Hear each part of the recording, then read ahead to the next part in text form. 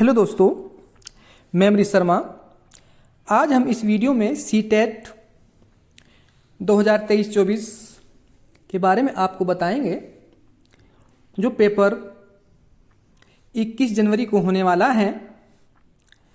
तो इसकी form fill करने की डेट क्या है, वो 3 नवंबर 3/11 से स्टार्ट है और 23 नवंबर तक वो फॉर्म एंडिंग डेट है। तो गाइज, यहाँ पर हम आपके समक्ष हमने बताया है कि 3/11 से फॉर्म स्टार्ट हुए हैं और 23/11 तक फॉर्म भरे जाएंगे और 21 जनवरी में पेपर होगा। लेकिन पेपर का जो समय है वो इतना ही रह जाता है जितना इस बार दिया गया है। जितना भी आपका 2 मंथ के आसपास का ये समय है, उसको आप कैसे भुनाएंगे, कैसा यूज करेंगे, किस प्रकार क्या क्या आपकी रणनीतियां होंगी। तो सर्वप्रथम मैं मानता हूं कि आपकी रणनीति होनी चाहिए, आपकी पॉलिसी क्या होनी चाहिए, वो आपकी नीति है, वो सर्वश्रेष्ठ नीति है। वो कौन सी नीति है? प्रीवियस ईयर्स पेपर, जो प्रीवियस ईयर्स के पेपर हैं वो सर्वश्रेष्ठ नीति है। आपको में अधिक से अधिक सोल्व करने हैं, उनका तरीका जानना है, किस प्रकार से आपको वहां पर क्वेश्चन दिए जाते हैं और किस प्रकार से कितने घुमावदार क्वेश्चंस आते हैं, लेंथी क्वेश्चन आते हैं। लेकिन फिर भी लेंथी क्वेश्चंस का अगर आप सिस्टमेटिक तरीके से उसको देखें, ध्यान से देखें, समझे उस बात को, तो में भी इजी पढ़ते हैं, बहुत इजी रहते हैं। पेडागोगी अधिक आती है। तो हम आपके समक्ष यहां पर केंद्रीय पात्रता परीक्षा 2016 का पेपर लेकर आए हैं और यहां पर हम आज केवल 6 क्वेश्चन ही लेकर आए हैं, क्योंकि हम इसकी अन्य पाठ लेकर आएंगे, ये 2016 का पेपर कंप्लीट कराएंगे। लेकिन अभी कम केवल 6 क्वेश्चन ही क्यों दिए हैं कि आप कमेंट्स में बताएंगे कि हाँ, ये आप हमें वीडियो और भी प्रोवाइड करें, ये कंप्लीट पेपर करा दें। हम एक ही वीडियो में आपका पेपर ये 2016 कंप्लीट करा देंगे। ये हम आपके समक्ष 1 to 5 अर्थात प्राथमिक लेवल का सोल्व पेपर लेकर आए हैं और इसके 5 चरण होते हैं। पहला चरण आपका क्या है? बाल विकास एवं शिक्षा शास्त्र, चाइल्ड डेवलपमेंट एंड पैडागोगी। जो पैडागोगी का सेक्शन है, यह सेक्शन आपकी समझ पर आधारित है, क्योंकि एक टीचर्स में, एक अध्यापक में क्या क्वालिटी होनी चाहिए, उसको बच्चों के बारे में कितना ज्ञान होना चाहिए, इस समझ पर ही बेस है। तो नंबर 1 है लेव वाइगोट्स्की के समाज संरचना सिद्धांत में निश्चित विश्वास रखने वाले शिक्षक के नाते आप अपने बच्चों के आकलन के लिए निम्नलिखित में से किस विधि को वरीयता देंगे? सहयोगी प्रोजेक्ट और मानकीय आधारित परीक्षण। इसका आंसर तो आपको देख लिया है आपने, सहयोगी प्रोजेक्ट। देखो, ऑप्शन तो मिलते हैं 4, लेकिन समय का अभाव होने के कारण हमने केवल 2 ही ऑप्शन दिए हैं आपको। उसमें से एक ऑप्शन राइट है और एक रॉन्ग है। तो यहां पर राइट ऑप्शन है सहयोगी प्रोजेक्ट। देखो, आप अपने बच्चों को अगर कोई एक्स्ट्रा करिकुलम का कार्य देते हैं, प्रोजेक्ट देते हैं, तो उसमें आपने देखा होगा कि आप जब आप भी पढ़े होंगे तो आपको टीचर्स स्कूल्स की ओर से ग्रुप प्रोवाइड किया जाता है कि इस ग्रुप में रहकर आपको एक काम करना है, प्रोजेक्ट बनाना है। तो यहां पर एक दूसरे बच्चे का आपस में क्या होता है? सहयोग होता है, सहयोग की भावना होती है। तो इसलिए यहां का इसका आंसर क्या होगा? सहयोगी प्रोजेक्ट। नंबर 2, अपनी कक्षा के व्यक्तिगत भिन्नताओं से निपटने के लिए शिक्षक को चाहिए। व्यक्तिगत भिन्नता यानी कि कोई बच्चा ऐसा है कि वो जल्दी समझ लेता है, कोई देर में समझ पाता है, या किसी को कोई मेथड समझाने का अच्छा लगता है, या किसी को कोई दूसरा मेथड अच्छा लगता है। तो मेथड और उसको समझाने का तरीका सबका डिफरेंट होता है, अलग अलग होता है। तो यहां पर ऑप्शन ए में है शिक्षण और आकलन के समान और मानक तरीके हों। शिक्षण और आकलन के समान और मानक तरीके हों। ऑप्शन बी, बच्चों से बातचीत करें और उनके तरीकों को महत्व दें। यहां पर ऑप्शन राइट बी ही होगा। क्यों होगा राइट बी?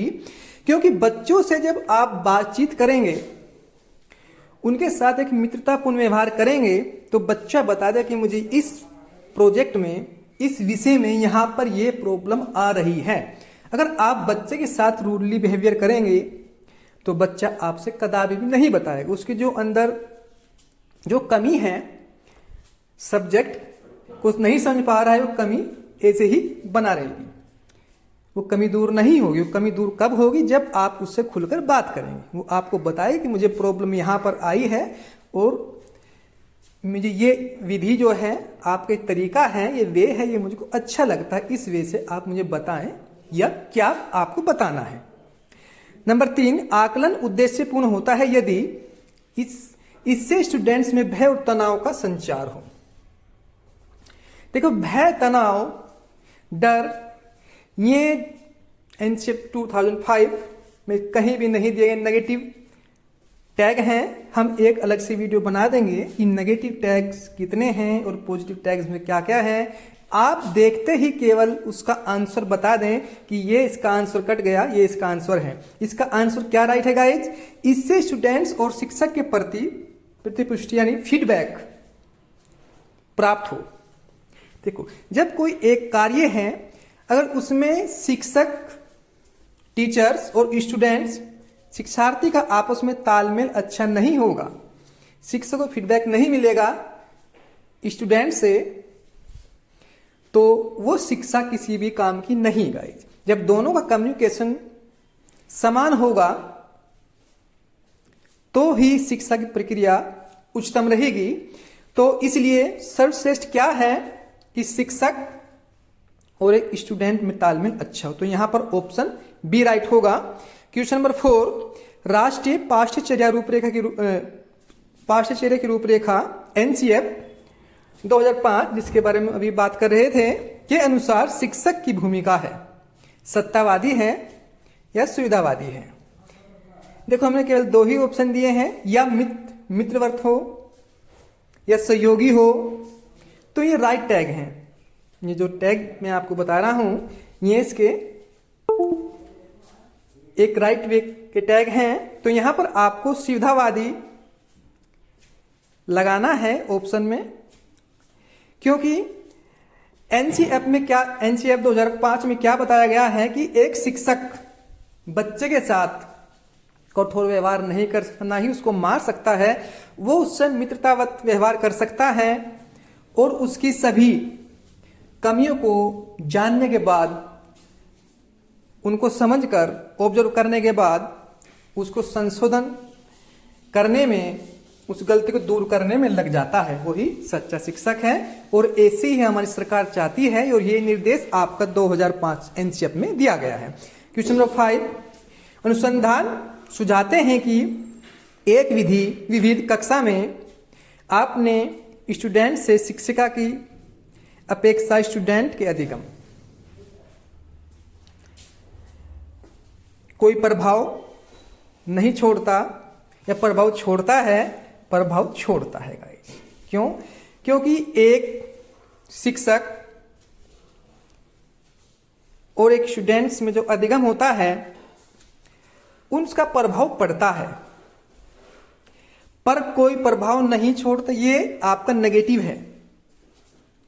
प्रभाव तो छोड़ता है जब एक शिक्षक में, एक शिक्षिका में, एक स्टूडेंट्स में, एक विद्यार्थी में आपस में किसी विषय पर, किसी सब्जेक्ट में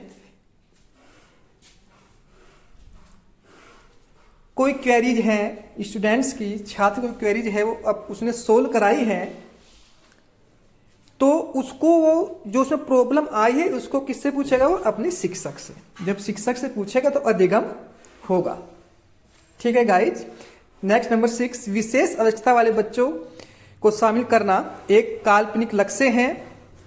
शिक्षा के प्रति लगाव, विषय वस्तु और धारणा परिवर्तन की अपेक्षा। तो यहां पर ऑप्शन बी राइट होगा। विशेष आवश्यकता वाले बच्चे, इसमें उच्च लेवल के बच्चे भी हो सकते हैं और मंद बुद्धि बालक भी हो सकते हैं, हैंडीकैप बालक भी हो सकते हैं।